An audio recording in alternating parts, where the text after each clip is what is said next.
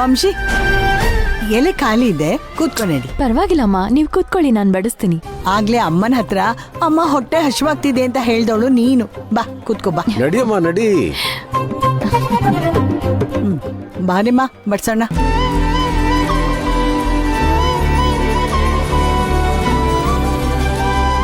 ಏ ಕೋದಂಡ, ಏನ್ ಮಾಡ್ತಿದ್ಯಾ? ಕೊಡಿಲಿ. ಅಮ್ಮ ನೀನು ಅಪ್ಪ ಕೂತ್ಕೊಳ್ಳಿ, ನಾನು ಅಕ್ಕ ಬಡಿಸ್ತೀವಿ. ಅಮ್ಮ ಹೇಳದ್ಮೇಲೆ ಆಯ್ತು, ನೀನೇನು ಹೇಳಂಗಿಲ್ಲ. ನಡಿ.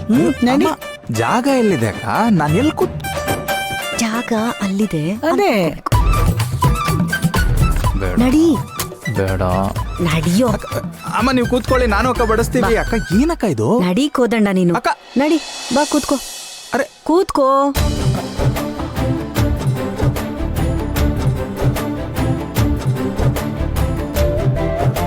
ತಗೋ ಪಾಯಸ ಬಡ್ಸು ಅಲ್ಲಿಂದ. ಸಾಕು. ಇಷ್ಟು ಸ್ವಲ್ಪ ಸ್ವಲ್ಪ ತಿಂದ್ರೆ ಹೇಗೆ? ತಿನ್ಬೇಕು. ಅಯ್ಯೋ ಸಾಕು.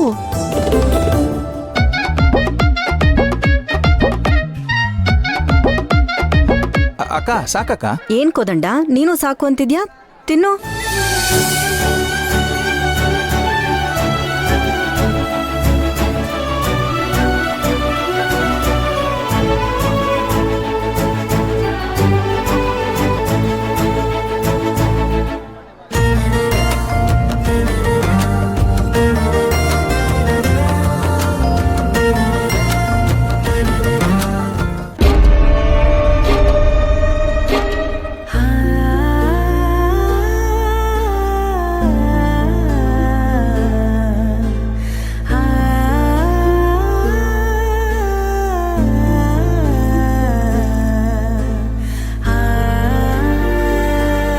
ನನ್ನ ಮಗಳು ಆಸೆ ಪಡೋ ಥರ ಇವ್ರದ್ದು ಕೂಡು ಕುಟುಂಬ. ಇವ್ರ ಮನೆಗೆ ನನ್ನ ಮಗಳು ಸೊಸೆಯಾಗಿ ಹೋದ್ರೆ ಖಂಡಿತ ಖುಷಿಯಾಗಿರ್ತಾಳೆ.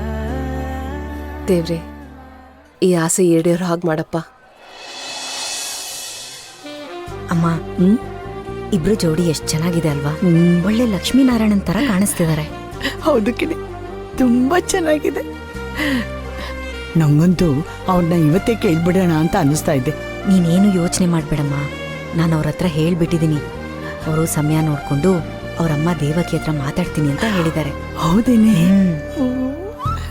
ಎಷ್ಟು ಸಂತೋಷ ಆಗ್ತಿದೆ ಗೊತ್ತಾ? ನನ್ ಮಗ ಮದುವೆಗೆ ಒಪ್ಕೊಳ್ದೆ ಇದ್ದವನು ಈಗ ಈ ಹುಡುಗಿನ ಒಪ್ಕೊಂಡಿದ್ದಾನೆ ಅಂತಂದ್ರೆ ಆಹಾ ದೇವ್ರೇ. ಅಮ್ಮ, ನಾವೀ ಸಂಬಂಧ ಬಿಡೋದೇ ಬೇಡ. ಹೇಗಾದ್ರೂ ಮಾಡಿ ಹುಡುಗಿ ಮನೆಯವ್ರನ್ನ ಒಪ್ಪಿಸ್ಬಿಡೋಣ.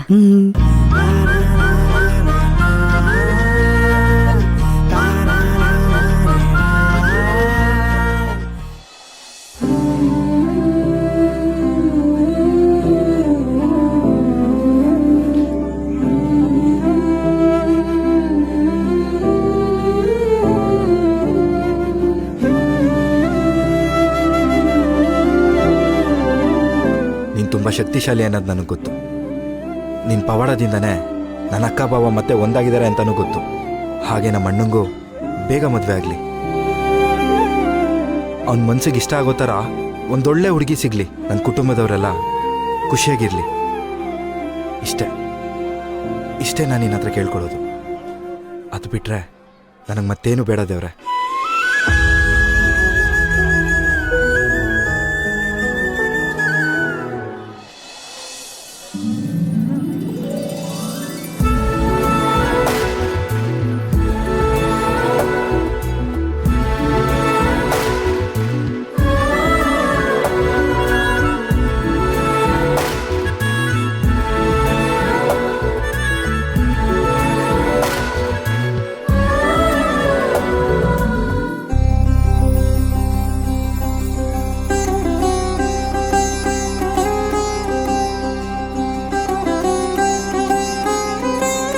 ದೇವ್ರೆ, ನನಗೆ ಈ ಕೃಷ್ಣ ಅಂದ್ರೆ ತುಂಬಾ ಇಷ್ಟ.